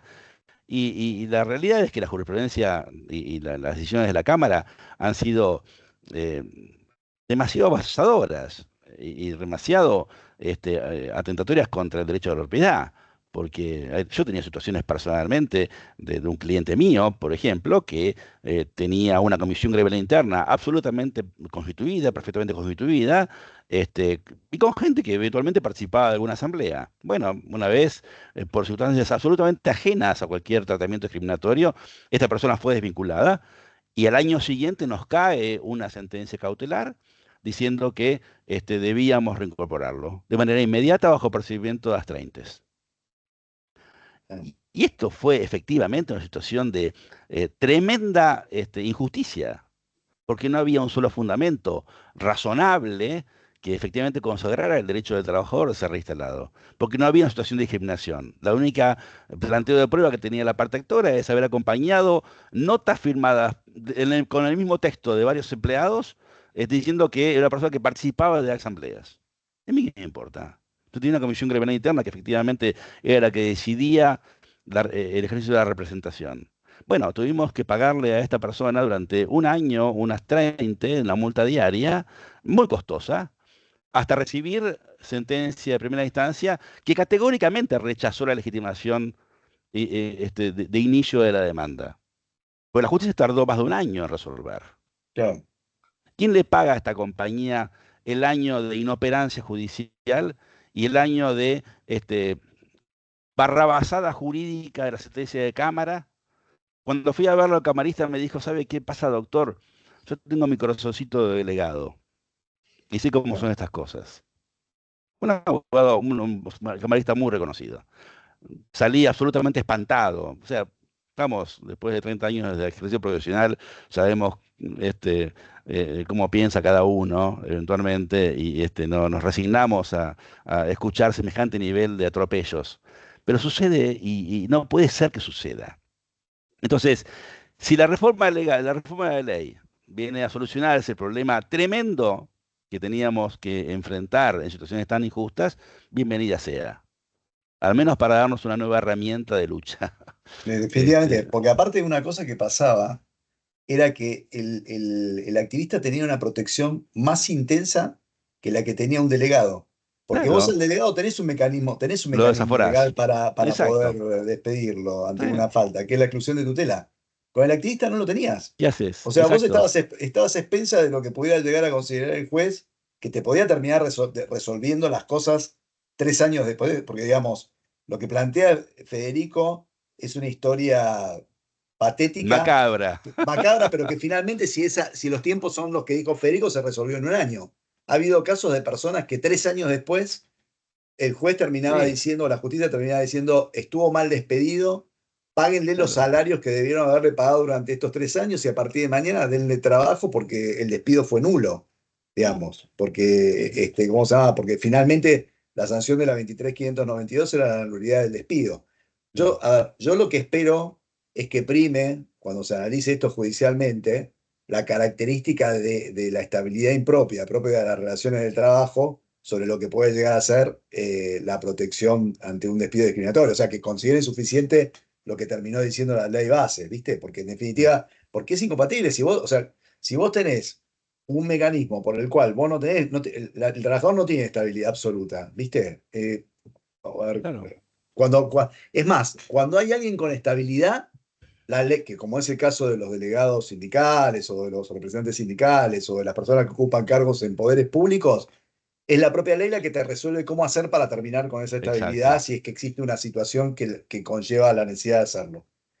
No podés tener protecciones absolutas como terminaban siendo la de este tipo de casos. Entonces, yo espero que la ley esa se consolide, ¿viste? Y creo que, si quieren, podemos contestar, Federico, la pregunta que quedó pendiente de los intereses. Porque creo que ese va a ser el tema que nos va a consumir el resto de la charla, me parece. Bueno, ya veníamos trabajando duramente en los nuevos informes de juicios que nos piden los auditores, ¿no? Tremendo. Entonces, y hay que terminar la charla para saber a ver si hubo alguna novedad desde que empezamos hasta ahora, para ver si tenemos que hacer todo de nuevo, digamos. Sí. Exacto. La realidad es que tuvimos hace 2 años que venimos dando vueltas sobre el tema de los números. Tenemos ahí en la gatera el tema del fondo para indemnizaciones, ¿no? Y que tenemos que charlar porque tenemos ahí alguien que está en el tema del dialogando fondo, continuamente con la gente de comercio, ¿no? Yo te doy rápidamente mi respuesta respecto del fondo. Claro. Te digo 2 segundos. Atento, Hernán, como decían, atento Gillo en la radio. No tiene ninguna trascendencia, no sirve para nada. Me encantó, adhiero 100%, ya está. Igual la charla respecto al tema se acaba de terminar. Eso va a ser letra muerta total, así como letra muerta va a ser seguramente independientes con colaboradores, el fondo de cese va a ser otra letra muerta. Me A mí me No me contabas, parece gustaría Hernán, que que tenga las tener habías hecho condiciones un todavía cálculo están. Me gustaría y que tener los ¿Eh? números no cerraban. tu misma percepción, pero a ver, yo particularmente estando con la gente de comercio, primero, lo del fondo un poco del cese ya está instalado en comercio con el seguro La Estrella. Sí, no, claramente. Pues ya Sí. todas las empresas tienen que aportar el 2,5 que va a Sí, esa sí. caja, que supuestamente tiene más un aspecto de De retiro complementario. exactamente, es un retiro como si fuera un plan de pensión futuro y demás. Pero lo cierto es que la gente, la parte de su aporte, se lleva parte de eso, se lo lleva en el momento que se va. La mitad del aporte, Claro. en teoría, se lo llevan al momento de jubilarse o retirarse y el otro queda ahí para fondear el tema Queda de ahí. beneficios, para los que puedan llegar a acceder a una renta vitalicia. Con lo cual, ya hay algo instalado ahí. Yo calculo que deben estar teniendo algunas conversaciones para ver si eso se amplía o no se amplía. La realidad para mí, yo creo que comparto. No es un mecanismo que nos resulte atractivo a las empresas, es más, nos puede llegar a incrementar mucho más el costo laboral. A ver, si es porque quieren instalar una práctica para aquellas empresas o pymes que no pagan el 100% de la indemnización y demás, bueno, habrá que buscar otro mecanismo. Pero, digamos, las grandes empresas generalmente afrontan, digamos, los gastos de indemnización y no le veo sentido, honestamente, trabajar en este aspecto. Pero yo coincido. Y por el otro lado, bueno, a ver, de la misma manera que se supone que el sector sindical se aseguró que esto no saliera compulsivamente llevando la implementación a los convenios colectivos de trabajo, los convenios colectivos también tienen que estar firmados por la representación empresaria, digamos, con lo cual será cuestión de hacerle saber el mandato a los representantes empresarios para que los representantes empresarios cumplan con lo que los afiliados a las cámaras deseen, ¿viste? Básicamente. Aparte de lo Pero, que decías vos inicialmente, José, este fondo de cese jamás va a poder, salvo que la ley se modifique, jamás va a poder arrojar un monto indemnizatorio inferior de aquel que establece el 245. claro, En la medida, en tanto y en cuanto el 245 no sea reformado, este fondo de CC va a generar un costo adicional. Como decíamos antes, las pymes no pueden pagar un costo adicional y en función de eso nadie va a sumarse a un fondo de cese. No puede haber ninguna comisión colectiva de trabajo ni ninguna negociación de sector de actividad que hable por las pymes. Van a tener todas una norma de descuelgue, así que el empresario seguramente vaya a quedarse con el 245. Lamentablemente el 245 no fue reformado, tal como lo pide a gritos el 245. sí. Increíblemente, desde el año 2004, el 245, para quienes no recuerdan este artículo, es el que define el lengua de trabajo la reparación por el despido sin causa. El 245 permanece en un limbo desde el año 2004, cuando la Corte falló el precedente de Bisotti. No puede ser que tengamos una letra muerta o semi moribunda en la ley. Estamos discutiendo desde el año 2004 cuál es la base de cálculo de la emisión por antigüedad, lo cual es un absurdo. Entonces, si algo le ha faltado a esta reforma, es un punto sobre el que nadie puede dudar de la importancia de establecer el mecanismo concreto, seguro, eficiente y claro de una base de cálculo de un despido sin causa. El sistema tarifario o indemnizatorio de la ley argentina es muy bueno. Le diría que me parece hasta razonable y equitativo. Un mes de sueldo por año de servicio. El tema es qué mes de sueldo. Claro. No podemos estar definiendo qué mes de sueldo para la ciudad de Buenos Aires o qué mes de sueldo para la provincia de Buenos Aires. Si el SAC es parte de la emisión por antigüedad, no Incluido lo o no está es. incluido. Está incluido los bonos anuales, de qué forma participan, así sin fin de escenarios. No puede ser que todavía tengamos que escribir frente al requerimiento de la casa matriz de una multinacional, cuál es el costo del despido del ejecutivo, del CEO de la compañía o de quién que tiene beneficio. Bueno, A, B, C, es inviable. Federico, Claro. mira, en esa línea yo comparto con vos, yo creo que me parece hay algunas reflexiones que hay que seguir haciendo y sobre todo invitar a, o sea, las cámaras empresarias, a las empresas a discutir qué finalmente tenemos que pagar como indemnización. ¿Por qué? Porque las empresas tienen políticas, o sea, en función de ese limbo, ¿qué aplico? El tope de convenio, Bisotti, Claro. el sueldo de... Tenemos que desarrollar políticas, porque al fin y al cabo nos sentamos y terminamos negociando. Sí. Entonces, me parece que hay que darle claridad a ese punto. Y el otro punto también que me parece bastante importante es la indemnización por fallecimiento. Oh, La realidad, yo por tremendo. lo menos en las empresas donde siempre La trabajé, consulta esa donde la estoy odio. trabajando, La odio, la odio. para mí, una persona que falleció es tan meritorio de llevarse, o sea, su derecho habiente, que se lleven el 100% de la indemnización. Para mí no debería haber discusión en eso.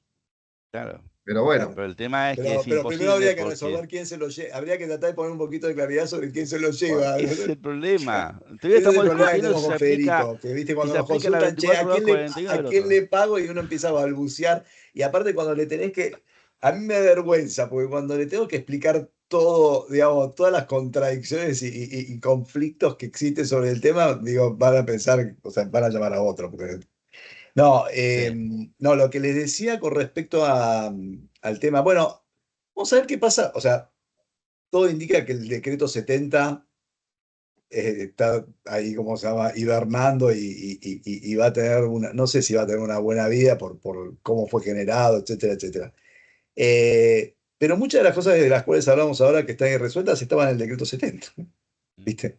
Esta que acabas de hablar de cómo se calcula la indemnización por la antigüedad, estaba en el decreto 70. Lo que se mencionó recién, que creo que no quiero volver sobre el tema, pero que es el tema ¿cómo se llama? De los intereses y de la tasa de actualización, estaba resuelta por el decreto 70, a través de la aplicación del INDEC más un 3% anual.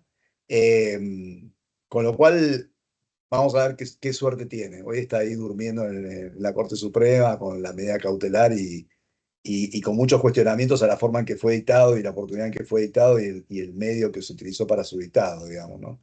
Y me Bueno, parece que respondamos eso esa es... consulta del tema de intereses. Justo tocas el Bueno, tema dale, de dale, IPC dale. más Sí. 3. Es hasta aburrido ingresar de vuelta al correlato de pronunciamientos diferentes del 2002, que hemos tenido diferentes tasas y mecanismos de actualización de los intereses. La realidad es que hoy, después del fallo que dictó la Corte Suprema de Justicia de la Nación el pasado 18 de agosto, creo que fue, La guarda. en la guarda contra DirecTV, donde le voy a decir a la Cámara, señores, vayan a estudiar el Código Civil y después sigan charlando y sigan debatiendo. De vuelta, la Cámara que se había envalentonado con un nuevo mecanismo que era tan, arrojaba montos tan exuberantes como la anterior acta que había sido también notificada por parte de la Corte. La realidad es que la Cámara se cansó y dijo no voy a hacer ningún acuerdo, ningún acta nueva sobre el tema de intereses. Cada sala es libre de definir cuál es la posición que va a adoptar respecto de la aplicación de los incrementos por intereses. Entonces cada sala está definiendo su incremento. Nosotros seguimos diariamente los fallos y los repartimos entre nosotros y los vamos distribuyendo cuáles son los pronunciamientos de las salas, de las 12 salas que tiene la Cámara. Ya tenemos pronunciamientos de todas las salas con alguna diferenciación en una misma sala, que el mismo día dijo una cosa y después dijo la otra. Aplicó dos mecanismos diferentes de intereses, así que el mareo llega a tal punto. La realidad es que viene ganando el mismo mecanismo de intereses que estableció el decreto 70. Es como que la Cámara sí, la Cámara Nacional de Exploración de Trabajo a través de diversas salas, por mayoría está resucitando el 70, estableciendo el IPC más 3. Entonces, por lo pronto, la respuesta en el informe de auditores, al menos yo personalmente la que Es estoy IPC dando más es, 3. vos también, José, juicios de primera instancia se recalculan conforme IPC más 3. Sí, sí. Juicios de Cámara Nacional en instancia de apelación, bueno, de acuerdo al criterio de cada sala. está mayoritariamente volcados hacia IPC más 3, pero hay otras más. RIT más 7. Sí, RIT más 6. Sí, RIT más RIT 7 más no, 6 o no. más 7. Sí, sí, Más 7 no sé si vi alguno también, creo, y RIT más 6. sí. Bueno. Lo que pasa es que es una locura. O sea, si te pones a pensar, porque en realidad el IPC, como el RIT, son índices. Sí. Y es lo que una de las cosas que la Corte cuestionó del ser. Claro. Por lo cual, o sea, pero, viste, va a ser, es la historia de nunca acabar. En realidad, lo que yo creo que nos preguntamos todos es, así como la Corte en un momento dado agarró y dijo, che, voy a dictar Bisotti porque yo creo que si aplicás un tope y ese tope es superior al 33% de lo que es la base, o sea, genera un desmedro superior al 33% de lo que es la base de cálculo, es inconstitucional. Y la verdad que les solucionó la vida, porque más allá Claro. de que no haya sido volcado en una norma, es como una realidad, digamos, Sí. hoy extendida. Yo esperaba que la Corte en algún momento dijera algo sobre esto, ¿viste? Porque... Sí, la Corte lo que dijo es, esto no es mi función. La Corte dijo, esta es función de los tribunales inferiores y ustedes sí. definan el mecanismo de Lo que pasa es intereses. que yo creo que lo va a tener que, porque la cuestión que, en realidad, creo, perdóname, Federico, creo que más que de los tribunales inferiores, dijo, no es mi función, en todo caso es un tema legislativo, me parece que dijo, en algún momento, o algo por el estilo.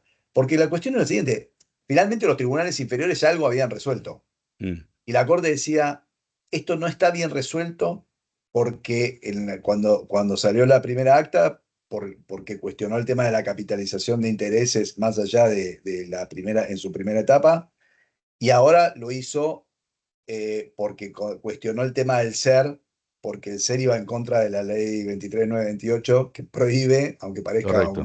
una cosa extraña, la actualización de créditos en Claro. Argentina. Con lo cual, ese tema está irresuelto. Va a tener que venir alguien del Poder Legislativo a decir, muchachos, ¿saben qué? O se deroga la ley 23.928, que parecía lo más razonable, la prohibición de Claro. indexar, porque ya no tiene sentido, parece una joda. Sí. Bueno, a los fines laborales esto no es aplicable y lo que se aplica es esto otro, ¿viste? Porque si no, o sea, técnicamente vos hoy podés seguir cuestionando lo que te dice la Cámara. Más allá de que si alguien me dice, che, ¿cuánto presupuesto? Presupuesta IPC más 3, digamos, más o menos. Sí, por supuesto, pero vamos a seguir adelante con conflictos. Sí, por pero el supuesto. conflicto sigue. Sí, más claro por ahí lo hizo la Suprema Corte de Buenos Aires, ¿no? Claro. En Barrios Claro. fue más clara que la Corte. Por lo menos en la cuadra. fijó una pauta. Sí, exacto. Pero bueno, es un tema Dos sobre preguntas cosas. que quisiera trasladar a Mariano, por el tema de a Mariano Battistotti. Por un lado, por la gente con la que él trabaja, el tema de Haití, ¿no? Esta peculiar fauna laboral, lo digo con todo el cariño, lo de fauna, pero digamos, como una tribu, digamos, para decirlo en términos antropológicos, ¿no? Que tiene por ahí sus maneras de vivir, pensar la vida, el trabajo, todo esto, que por ahí es un poco distinta de las demás, ¿no? Y entonces, por este tema de la relación con el trabajo y esto de la exclusividad, y después también una muy puntual que por ahí tiene que ver con esto, porque por ahí algunos facturan, ¿no? No digo que sea en la empresa donde está Mariano, digo por ahí este tema de la tribu, ¿no? Y además también aprovechando que Mariano es docente y que tiene contacto con los alumnos, que son jóvenes por definición, ¿no? Y plantean estas cosas de cómo va cambiando las generaciones. Una de las preguntas dice, ¿están cambiando las relaciones de pareja por parejas abiertas? ¿No? Pero en el mundo del trabajo sigue aferrado a la relación de dependencia. ¿Hay relaciones abiertas en el mundo del trabajo? Que de alguna manera algo de esto se habló hoy, ¿no? En esta mesa. Y por última, la que tiene que ver más detalle con esto, dice, che, ¿qué pasa con las vacaciones con aquel que factura? ¿Hay que pagárselas o no? O los días que no trabaja, digamos, pues se tomó vacaciones, no se los paga. ¿Qué nos puedes contar, Mariano, de esto? Bien, bueno, hace un rato tratamos mínimamente de ingresar en el tema. Yo creo que sí, las relaciones se convierten un poco más abiertas desde el punto de vista de que el tipo de trabajo generalmente que hay en la industria es más por proyectos y en muchos casos los clientes no necesitan que las personas estén físicamente en los lugares y esto ha llevado a que las personas puedan llegar a tomar más de una responsabilidad. Hay, como todo, cuestiones de abuso. A principios de este año detectamos un caso de una persona que tenía 4 registraciones laborales al mismo tiempo. 4. Y en 3 estaba en licencia extendida, ¿no? Obviamente hay desde la organización que llevar adelante algún tipo de control. Nosotros en general en la industria lo que se lleva es también una cuestión, o sea, muy desde el punto de vista de compliance, de hacer declaraciones al inicio de la relación laboral, de si uno tiene relación de pluriempleo para evitar el conflicto de interés.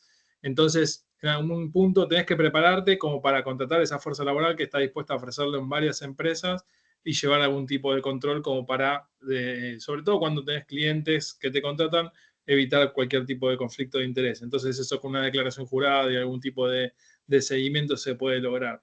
Y respecto de la intención de la rotación, como les decía, la gente hoy ve mucho más positivamente el tema de haber cambiado varias veces de empleo frente a esto de tener un empleo por 5 o 10 años, ¿no? O sea, esto de estar en 5 años, haber rotado 2 o 3 veces es más positivo desde cómo lo ven en cuanto a experiencia. Y desde el punto de vista de la tecnología, sobre todo en la industria, también hay una cuestión de crecimiento a medida que vas conociendo nuevos productos o nuevas soluciones tecnológicas. Y entonces, si vos te quedas en una misma organización que siempre utiliza el mismo tipo de software o desarrolla sobre el mismo tipo de software, sienten las personas que no aprenden. Entonces, a partir de ahí hay una necesidad de ir rotando. Entonces, esto combina con esto de estar en diferentes proyectos, aprendiendo de diferentes clientes, y esto hace a que sea una dinámica muy grande. Pero justamente lo que mencionábamos, esto de tratar de buscar... de las tareas, Mariano, que va generando unos usos laborales completamente distintos. Sí, totalmente, ¿no? Y aparte de esto también, nosotros hay hoy ciertas limitaciones, por ejemplo, para la gente pueda ir a trabajar de cualquier lado, ¿no?